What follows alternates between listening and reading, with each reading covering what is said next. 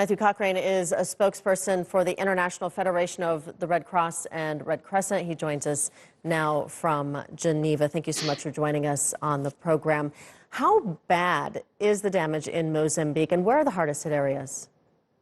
So the hardest hit area seems to be the city of Beira, which is in the central coast of Mozambique. So it's the city and the surrounding area. We had a team that arrived on Sunday. It was one of the first teams to arrive in the city after the storm, and they reported that about 90% of buildings in the city, which is home to about 500,000 people, had been damaged or destroyed.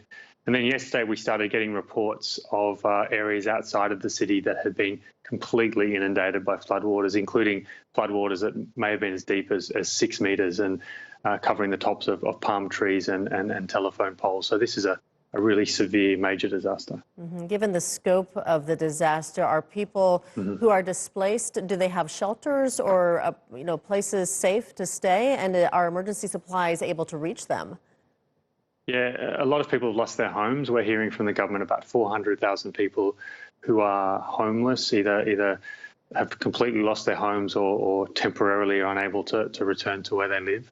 The government's established 2 large resettlement areas where people can take shelter and have access to basic assistance. But what is clear is that there's not enough of that assistance in the city right now. The city's been cut off by road and has been since Sunday. So it's been difficult to bring in supplies so far. We're hoping that's changing and the airport is open and so flights are able to come in. We've got a ship coming in on Friday with some shelter supplies, so we hope that will go some way to alleviating the burden. But this is not a short response. I think we're talking about a humanitarian response that will take weeks and probably months. This cyclone hit on Thursday. Why has it taken so long for us to see the scope of the devastation?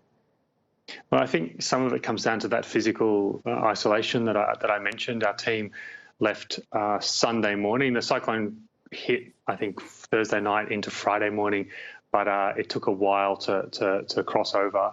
And it was only Sunday where our team was able to access, but they had to drive. They had to drive a long way from Maputo and then take a helicopter. So there's a physical isolation element. But also we're dealing with an area here that's been underwater. It's been flooded for a number of days, even before the cyclone. So it's a disaster almost on top of a disaster, which has made it particularly difficult, most importantly for the people there, but also for those of us trying to respond. Okay, Matthew Cochrane from the International Federation of Red Cross and Red Crescent, thank you so much.